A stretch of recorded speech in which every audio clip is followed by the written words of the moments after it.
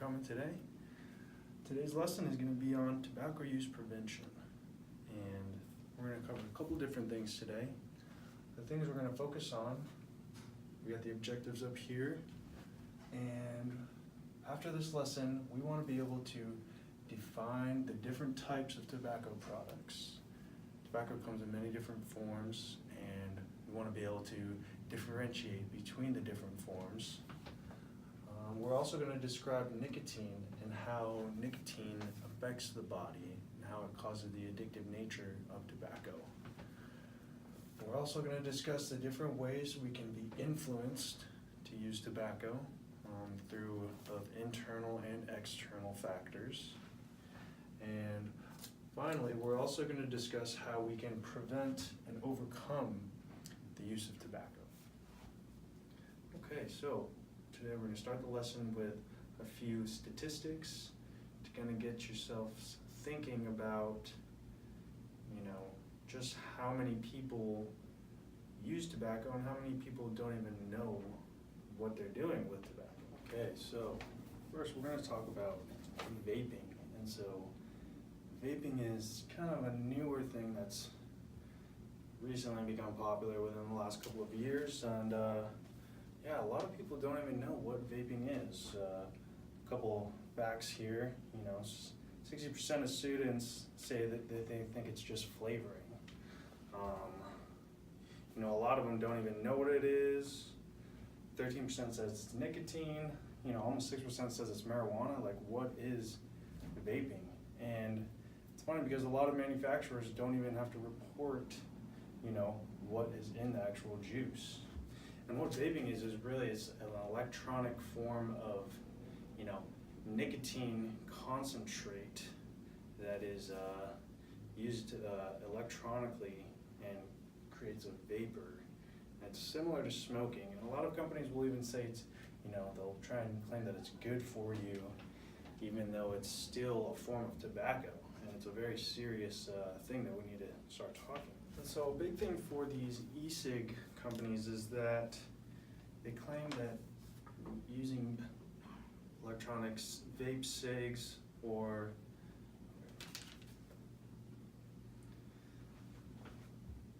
so a big thing with these e-cig companies is that they claim that it helps to prevent tobacco use, and it helps to allow people to quit using tobacco.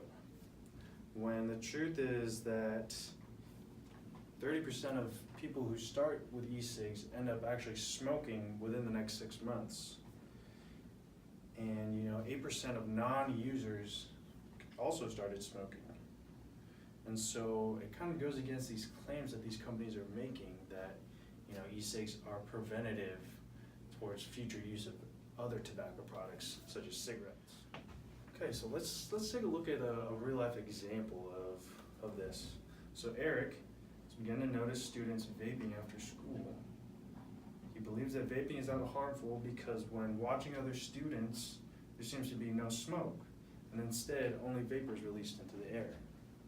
Seeing other students vape has arisen his curiosity, and now I'm sure many of you students can relate to this, especially younger students, going through middle school and high school.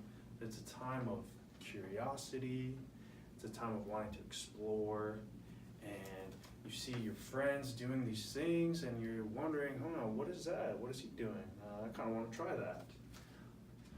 And so the next following Friday, Eric decides to give vaping a try with his friends. He figures that even if it does have a negative impact on the body, he will probably be just fine since he is young and healthy. And that's the mindset of a lot of young people, is that, because I'm young, I can get away with trying these things, I can get away with doing these things. And it doesn't matter how old you are, whatever you do to your body is going to have an influence on it. And so it's important while you're young to start developing these good, healthy habits, because the older you get, the more damaging it is to your body. All right, so now let's think about this case study we just went over. Do you think Eric was aware that there was nicotine in the e-cigarette products? Most people don't even know, most young people don't even know what nicotine is, they don't even, and let alone what's in these e-cigarette products that they're consuming. And so, yeah, Eric most likely did not even know that there was nicotine in there. You know, he just sees some kids blowing all these big clouds of vape, and you know, probably looks really cool. And so, yeah, he most likely didn't know that there was any nicotine in there. You know, did Eric know all the possible negative health outcomes before he chose to vape? Probably not. You know, his friends probably didn't know. And they're definitely not going to be telling him the bad stuff about it, you know. They're just doing it because they probably saw someone else do it, and it's just, you know, the cycle just continues. You know, and so why do you think it's important to understand all the outcomes from using tobacco or nicotine products? Now let's just think about that. Do you want to just do things without knowing the results? You know, because if that's the mindset you're going with, you're gonna cause yourself a lot more damage than if you were to educate yourself on the outcomes of your choices that you make. You know, especially in regards to your health. You know, and so for question 4, if Eric decided to do some research about tobacco and nicotine, do you think he would have made a different decision? And it's very, you know, even if he was educated, he might have still chosen to do it, but at least he has the knowledge of what it is and what it's causing to him. And so, you know, it's better to be educated behind the choices that you make rather than just do things without even knowing what's going on behind the scenes. And so what other factors could have helped Eric make an alternate decision? There's a lot of other factors that could have helped him, you know, if he had been hanging out with a different group of friends, if he had been doing different activities, and you know, and we'll discuss these different factors that could have helped him make these other decisions. Okay, so let's talk about, you know, what is tobacco? You know, tobacco, it's a plant, and it comes in many different forms. You know, and there's smokable tobacco, there's chewing tobacco, and we'll continue going over the different types. But as you can see on the chart here, you know, smoking tobacco can release 70 known carcinogens, and a carcinogen is a cancer-causing agent or chemical. And so you see that when you smoke the tobacco, it's releasing 70 known cancer-causing agents. And wow, yeah, I don't think anybody wants to intentionally get cancer, yet people still choose to smoke tobacco, which releases these carcinogens. And so we'll continue going over the different categories. You know, we have tobacco, cigarettes, you know, with a filter and a paper wrapping. That's probably the most common form that people, when people think of tobacco, they usually think of cigarettes. You know, and then we have cigars and cigarillos, which is almost like a cigarette, except it's tobacco wrapped in an actual tobacco leaf. So it's still tobacco, it's still releasing carcinogens because you're burning it still, just like you are with cigarettes. It's just wrapped in something different. And next we have dissolvable tobacco. You know, this is a newer form. It does not require smoking or spitting, so it's similar to chewing tobacco, except this is just a tobacco form that you can actually swallow.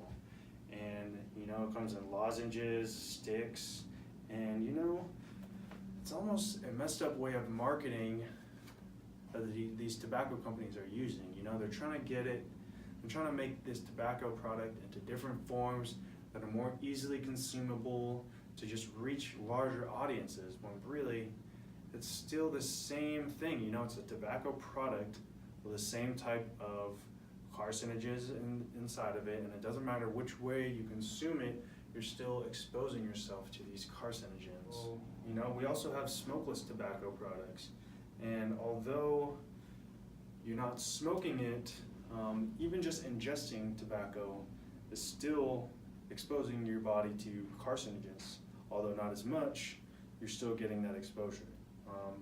You know, we have chewing tobacco and we have moist snuff. You know, chewing tobacco is usually comes in cans, and you usually put it in your mouth and you kind of just spit it. It's pretty disgusting.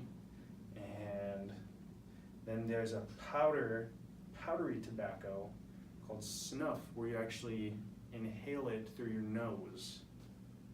And you know, that, I mean, nothing should be going in through your nose other than oxygen.